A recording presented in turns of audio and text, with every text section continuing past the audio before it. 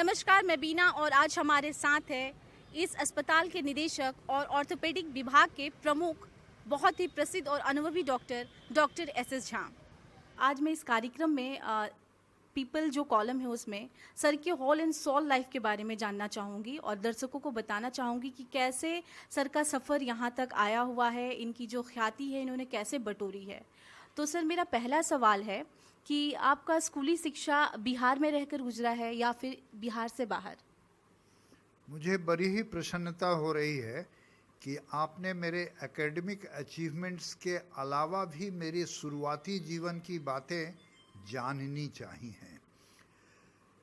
तो मैं बताना चाहूँगा कि मैं दरभंगा जिला का निवासी हूँ, लेकिन मेरा लालन पालन मेरे माता पिता के साथ हुआ और मेरे पिताजी श्री भूदेव नारायण झा वो सेंट्रल गवर्नमेंट सर्वेंट के एम्प्लॉय थे और कस्टम सेंट्रल एक्साइज में थे, ट्रांसफरेबल जॉब था।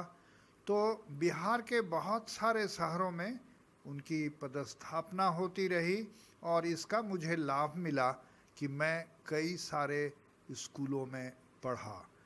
उदाहरण के लिए आप अगर पूछेंगे कि सबसे अच्छा स्कूल हमारा कौन सा था, तो वह था भागलपुर का CMS हाई स्कूल, जो आज भी है और ख्याति प्राप्त है। मुझे याद है कि मैंने अंतिम अंग्रेज प्रिंसिपल को वहाँ देखा और फिर पहले भारतीय प्रिंसिपल भी वहाँ आए। बड़ा ही अच्छा डिसिप्लिन था और वह एक स्कूल था जहाँ हमें बाइबल की भी क्लास होती थी और बाइबल पढ़ने का मौका मिला और बाइबल से भी बहुत कुछ सीखने का मौका मिला। सर जैसा कि अभी आपने बताया कि आप अंग्रेज़ों के ज़माने में पढ़े लिखे हैं, तो तब के स्कूलिंग में और फिर भारतीय जब प्रिंसिपल आए तो क्या कुछ डिफरेंसेस था वहाँ पे? बहुत बदलाव आ चुका था क्योंकि आज़ादी मिल चुकी थी। उन खास महीनों या बरसों में बहुत कुछ तब्दीली नहीं आई क्योंकि उस समय का जो वो स्कूलिंग पैटर्न था वही स्कूलिंग पैटर्न चलता रहा। लेकिन एक अच्छी बात तो ज़रूर थी जो आज नहीं है। संभवतः हम अगर अच्छी अंग्रेजी बोल पा रहे हैं तो कुछ न कुछ उसका अहम योगदान वहाँ के इंग्लिश टीचिंग पर, इंग्लिश स्पीकिंग पर था, जिसके वजह से मैं देखता हूँ कि आजकल आम तौर के स्कूलों में, पहले डिस्ट्रिक्ट स्कूल्स में भी अच्छी अंग्रेजी की पढ़ाई होती थी। इन दिनों अंग्रेजी पर सरकारी स्कूलों में तो लगभग नगण्य ध्यान दिया जाता है और मुझे कहते हुए ठीक नहीं लगता है कि एक समय ऐसा था जो कर्पूरी क्लास के नाम से जानते थे, कर्पूरी डिवीज़न, कि क्योंकि जो इंग्लिश में फेल भी कर गया उसको भी पास कर दिया जाता था। तो वो एक पॉलिटिकल माहौल था। लेकिन आज मैं देश विदेश कई जगह जाता हूँ तो मुझे कभी यह महसूस नहीं होता है कि इंग्लिश में नहीं बोलने के कारण, नहीं सही ढंग से एक्सप्रेस के कारण हम किसी हीन भावना से ग्रस्त हैं। सर आपकी मेडिकल की जो पढ़ाई है वो कहाँ से आपने पूरी की है? मैं रांची मेडिकल कॉलेज में पढ़ा। कुछ सुखद संजोग ऐसा हुआ कि चाहता तो था कि मैं, दरभंगा घर है और दरभंगा मेडिकल कॉलेज में मेरा नामकरण हो, लेकिन मेरा नामकरण मेरिट के कारण रांची में हुआ। रांची जाकर मुझे यह तो लगा कि मैं थोड़ा घर से दूर हो गया हूँ। 1-2 साल में पिताजी रिटायर करने वाले भी थे, परंतु रांची के संस्कार, रांची का वातावरण और माहौल इतना अच्छा था कि मुझे लगता है कि मेडिकल कॉलेज में मैं आज जो भी हूँ संभवतः उस मेडिकल कॉलेज की देन है। तो रांची की पढ़ाई लिखाई और रांची का वातावरण बहुत ही बढ़िया था। और जहाँ तक बिल्डिंग का सवाल है, आज भी बिहार झारखंड को मिलाकर देखें तो उतनी अच्छी बिल्डिंग कहीं और नहीं है।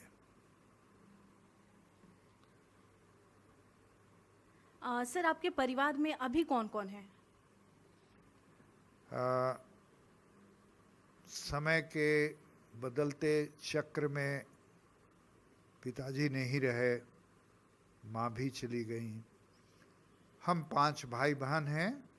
हमारे एक भाई प्रोफेसर हैं मिथिला विश्वविद्यालय में और सामाजिक सेवा में बड़े ही ख्याति प्राप्त हैं। दरभंगा में अगर आप कोई भी उन्हें जानना चाहेंगे, प्रोफेसर जयशंकर झा काफ़ी सम्मानित व्यक्ति हैं। और हमारी 3 बहनें हैं। पटना से आगे बढ़ता हूं तो कानपुर में हमारी बड़ी बहन, वो भी डॉक्टर हैं। आगे दिल्ली बढ़ते हैं तो वहाँ हमारे 2 सिस्टर्स हैं। हमारे एक बहनोई आँख के डॉक्टर हैं, एक बहनोई साहब वो इंजीनियर हैं और व्यावसायिक जीवन में हैं। हमारी एक धर्मपत्नी हैं जो डॉक्टर बीना मिश्रा इसी महावीर बादशाह अस्पताल में विभागाध्यक्ष हैं, गायनी ऑब्स्टेटिक्स विभाग की। और हमारा एक बेटा है जो ऑस्ट्रेलिया में सेटल्ड है। कभी कभी हम उससे मिलने चले जाते हैं, कभी वो हमसे मिलने चले आते हैं। तो मिला जुला कर कुल 2 ही लोग हम लोग यहाँ रहते हैं।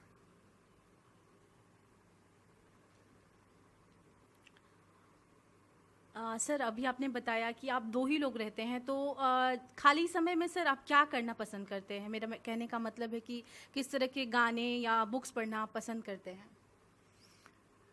मेडिकल की पढ़ाई में कभी भी लगा ही नहीं कि कहीं फुर्सत के क्षण हैं, और हमेशा उच्चतम स्थान पर बने रहने के लिए लगा कि पढ़ना और पढ़ना यही लगन लगा के रखना पड़ेगा, तभी आप अपने को स्टेबल महसूस कर सकते हैं। जहां आपको लगे कि नहीं, मैंने जो अंतिम शब्द इस मरीज को कह दिया है, संभवतः कहीं और अगर कोई नॉलेज है तो वो स्किल के साथ जुटा हुआ है और वो कुछ टेक्निकल बातें हैं जिसकी सुविधा हमारे पास नहीं है। और वो खालीपन अगर कभी महसूस हुआ तो उसको भरने के लिए मैंने सामाजिक सेवा की तरफ ध्यान दिया। और शुरू से ही मेरा बैकग्राउंड ऐसा रहा कि हमने देखा शारीरिक रूप से विकलांग बहुत सारे लोग हैं।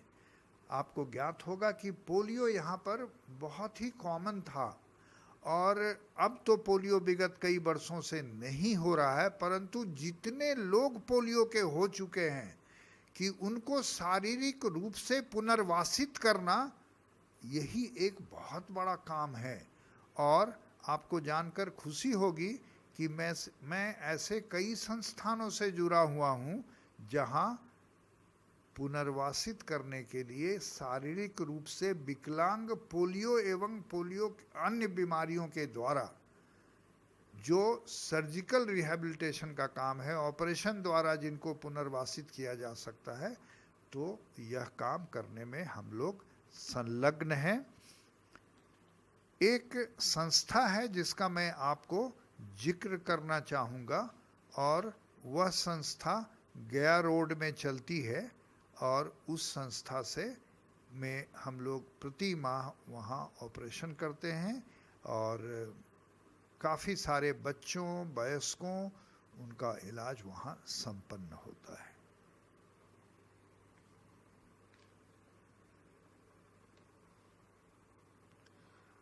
सर लगभग आपका जो एक्सपीरियंस रहा है इस फील्ड में वो 30 साल से अधिक का रहा है, तो मैं ये जानना चाहूँगी कि 30 साल पहले जो हड्डियों के रोग थे वो उनमें और आज जो रोग लोगों में मिल रहे हैं उसमें क्या कुछ डिफरेंसेस आए हुए हैं और ऐसा क्यों हो रहा है?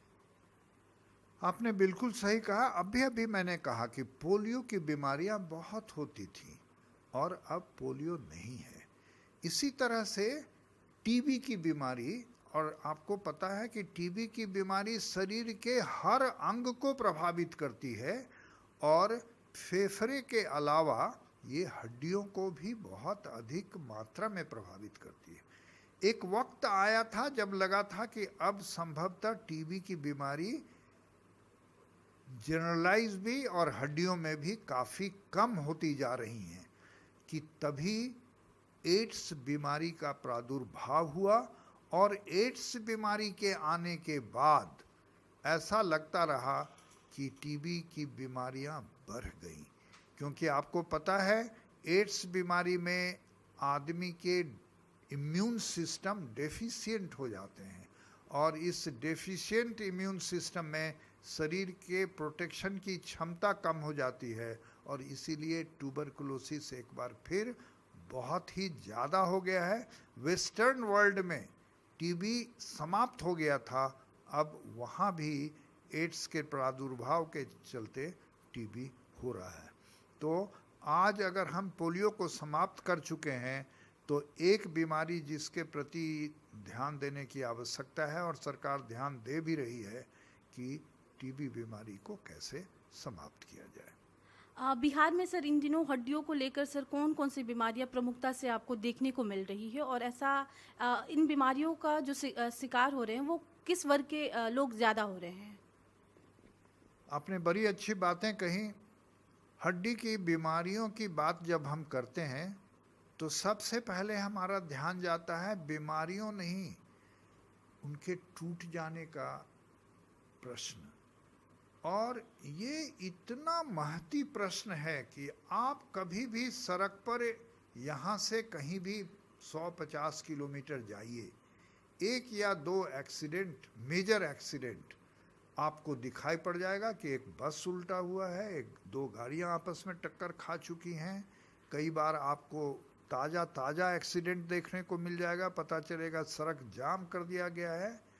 तो बहुत ही प्राण घातक, या तो लोग बचते नहीं हैं उन एक्सीडेंट्स में, और अगर बच गए तो बहुत सारे पैसे खर्च होते हैं, उस मरीज के का स्वयं का भी समय खत्म बर्बाद होता है, और उसका पूरा परिवार बरसों तक उसको झेलता है।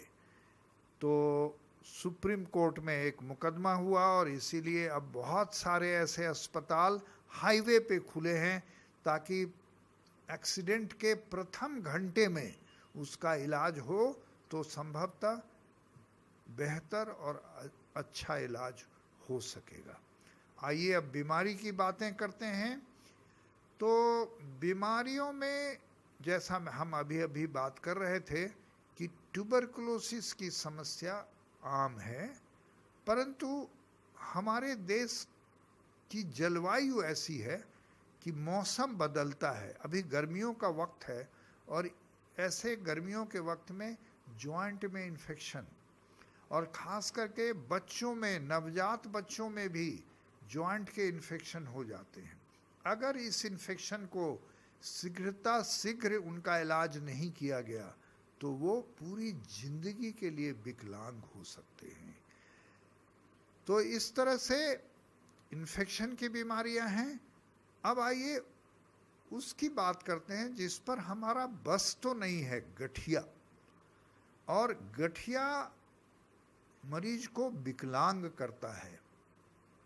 अगर कहें कि इसे रोका जा सकता है तो अतिशयोक्ति भी नहीं होगी, और इसके रोकने का प्रमुख समय वह बचपन है, जब बच्चों को सर्दी, खांसी, टॉन्सिल, साइनस होता रहता है, और उसका सही समय पर सही इलाज नहीं होने पर 10-20 बरस के बाद ऐसे मरीजों को गठिया रोग प्रभावित करता है।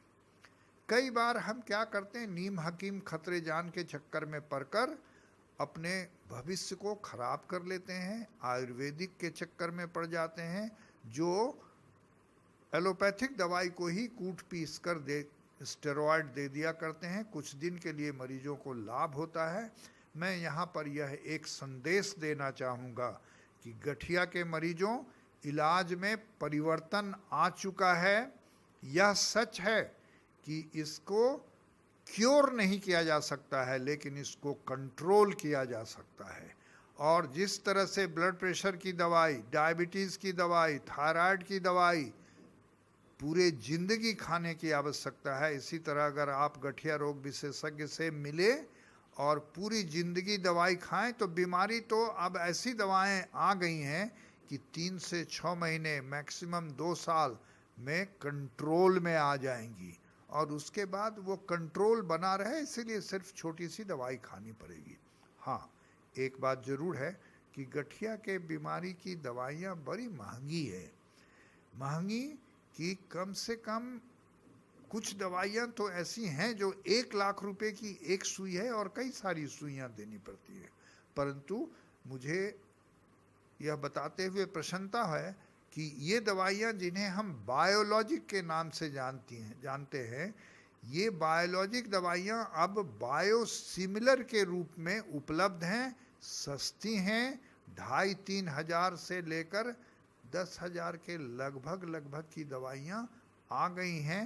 और इन दवाइयों के अलावा अब कुछ ऐसे टैबलेट्स भी आ गए हैं जिनका हालांकि वो महंगे हैं, इस्तेमाल करते रहने पर एक निश्चित समय सीमा के अंदर गठिया बीमारी को कंट्रोल किया जा सकता है। इन दिनों सर बोन मैरो जो है वो काफ़ी चर्चा में है, तो मैं जानना चाहूँगी कि बोन मैरो है क्या और बोन मैरो ट्रांसप्लांटेशन क्या है। आपने बिल्कुल ठीक कहा। बोन मैरो को अगर हिंदी में कहें तो मज्जा कहते हैं। आप मीट शॉप में जाते होंगे, हड्डी के टुकड़े खरीद कर लाते होंगे, आप देखते हैं कि लंबी हड्डियां हैं, उनके अंदर एक सुराख है और उसी सुराख में वो तत्व मौजूद है जिसे बोन मैरो कहते हैं। और आपको जानकर खुशी होगी कि ये बोन मैरो ही वह जगह है जहाँ से नए खून के अंश बनते हैं। अगर किसी कारण से, जो कि खासकर कैंसर से संबंधित है, ल्यूकीमिया हो गया या और भी किसी तरह का कैंसर हो गया और बोन मैरो डिप्रेस हो गया, बोन मैरो वो उतना खून नहीं बना रहा है और खून बनाने की आवश्यकता है, तो ऐसे केसेस में बोन मैरो ट्रांसप्लांटेशन की आवश्यकता होती है। आपको प्रसन्नता होगी कि महावीर आरोग्य संस्थान, महावीर बात्सल अस्पताल एवं महावीर कैंसर संस्थान 3 मेजर संस्थान हैं और एक महावीर आई हॉस्पिटल भी है, एक महावीर हार्ट हॉस्पिटल भी है। ये सारे संस्थान महावीर मंदिर पटना के द्वारा संचालित है और महावीर कैंसर संस्थान में इसके बोन मैरो ट्रांसप्लांटेशन के शुरुआत कुछ ही महीनों में होने वाली है और इस राज्य के मरीजों को इस ऑपरेशन कराने के लिए बाहर नहीं जाना पड़ेगा। गठिया सर, गठिया जो है वो आजकल लोगों में बहुत ज़्यादा पाया जा रहा है, तो ये किस वर्ग के लोगों को ज़्यादा प्रभावित कर रहा है और इसके लक्षण क्या क्या है जो आम लोग पहचान सकें। गठिया की बात अभी अभी मैं कर ही रहा था। गठिया किसी भी आयु में प्रभावित कर सकता है, ये एक छोटे बच्चों में प्रभावित कर सकता है और इसीलिए अब पीडियाट्रिक रूमेटोलॉजी एक अलग सा विषय हो गया है। एडल्ट्स में तो ये होता ही होता है और कई बार जिसे हम उम्र जनित मानकर छोड़ दिया करते थे और उस पर समुचित ध्यान नहीं दिया जाता था, उसे भी अब हम एल्डरली ऑनसेट रूमेटॉयड आर्थराइटिस मतलब EORA के नाम से जानते हैं और उनका भी इलाज गठिया के इलाज के जैसा ही होता है। कई सारी ऐसी बीमारियां हैं जैसे गाउट हैं जो गठिया से मिलती हैं। कई सारी ऐसी बीमारियां हैं जिसमें मरीज का पेट संबंधी भी ठीक नहीं रहता है और बार बार उन्हें पखाना जाना पड़ता है, या कई सारी बीमारियां हैं जिसमें उनके चमड़े में सोरियासिस नाम की बीमारी है और इन सारे मरीजों को बहुत सारे जोड़ों में दर्द है। लेकिन जैसा मैंने कहा अभी कि उम्र जनित गठिया भी एक है जिसे गठिया नहीं कहकर बात रोग कहना अच्छा होगा और अंग्रेजी में उसे ऑस्टियोआर्थराइटिस कहते हैं। यूँ तो ऑस्टियोआर्थराइटिस कमर, गर्दन की हड्डियों को भी प्रभावित करता है, परंतु ये उम्र जनित ऑस्टियोआर्थराइटिस हमारे हिंदुस्तान में खासकर घुटने को प्रभावित करता है। और ऐसे मरीजों को अगर समुचित इलाज से फ़ायदा नहीं हुआ तो उनका जॉइंट रिप्लेसमेंट करना पड़ता है। आपको पुनः प्रसन्नता होगी कि महावीर वात्सल्य अस्पताल में कंप्यूटर विधि द्वारा पटना में सबसे पहले जॉइंट रिप्लेसमेंट की शुरुआत हुई और इस ऑपरेशन के द्वारा बहुत से मरीजों को लाभ पहुंचता जा रहा है।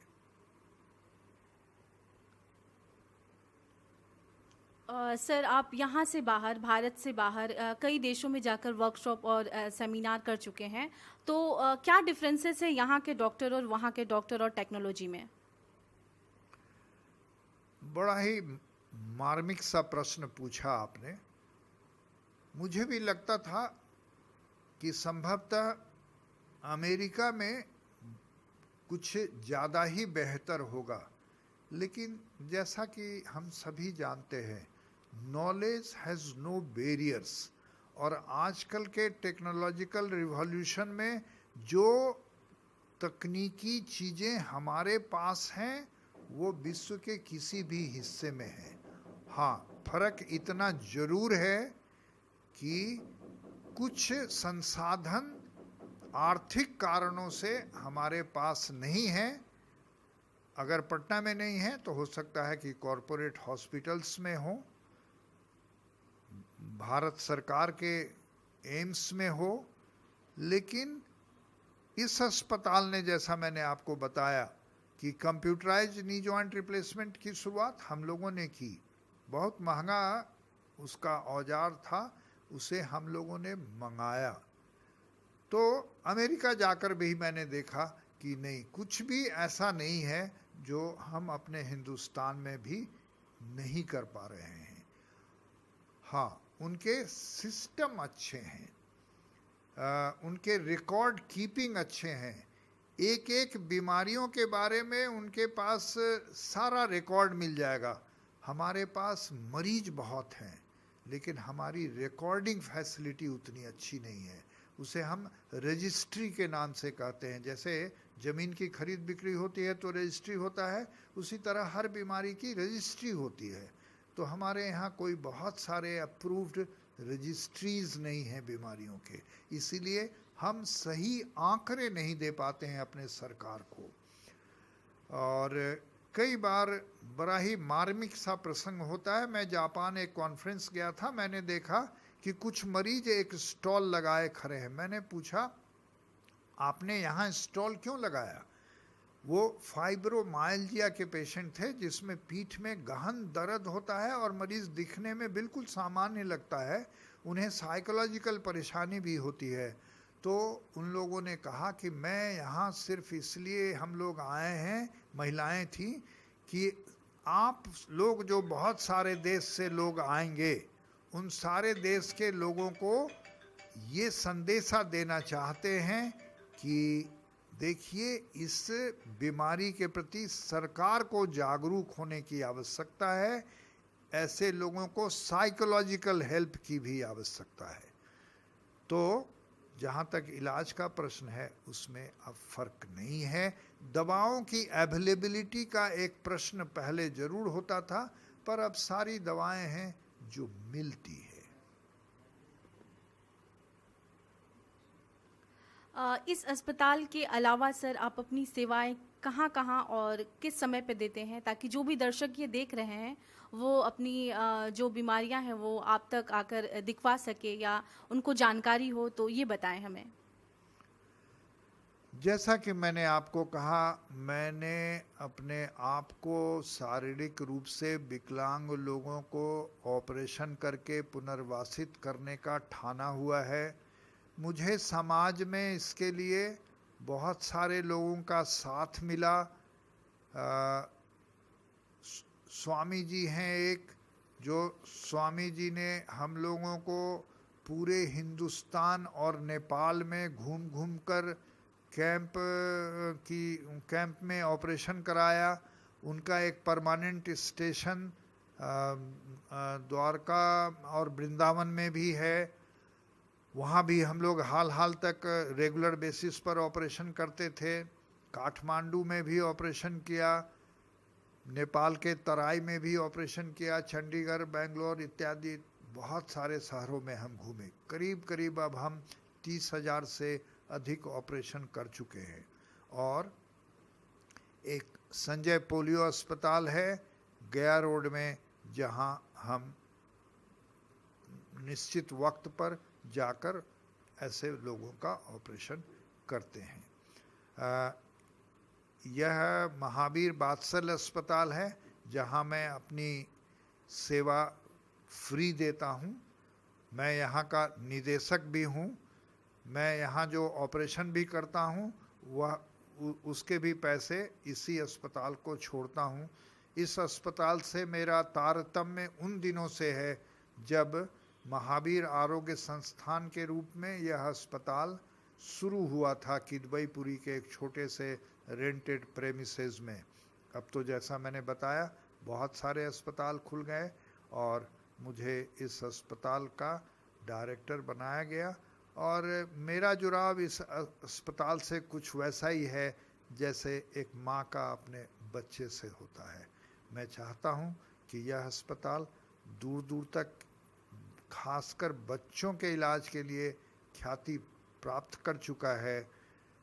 और ऐसे गर्भवती माताओं के लिए भी ये एक अच्छा सेंटर है, जहाँ की ऐसे माँ के पेट में पलने वाले बच्चे जिन्हें जन्म के बाद खतरा होने वाला है, उन माताओं के लिए भी यह अस्पताल बहुत ही काम करता है। यहाँ आँख के भी डॉक्टर हैं, सर्जरी की भी सुविधाएं हैं। और आपको जानकर प्रसन्नता होगी कि यहाँ आयुष्मान भारत के अंतर्गत भी हम मरीजों की मदद कर पा रहे हैं।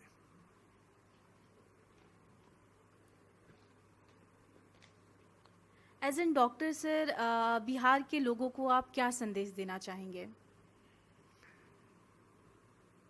किसी भी बीमारी की स्थिति में विलंब ना करें, क्योंकि कहते ना कि टैलेंट को भी कैच देम यंग।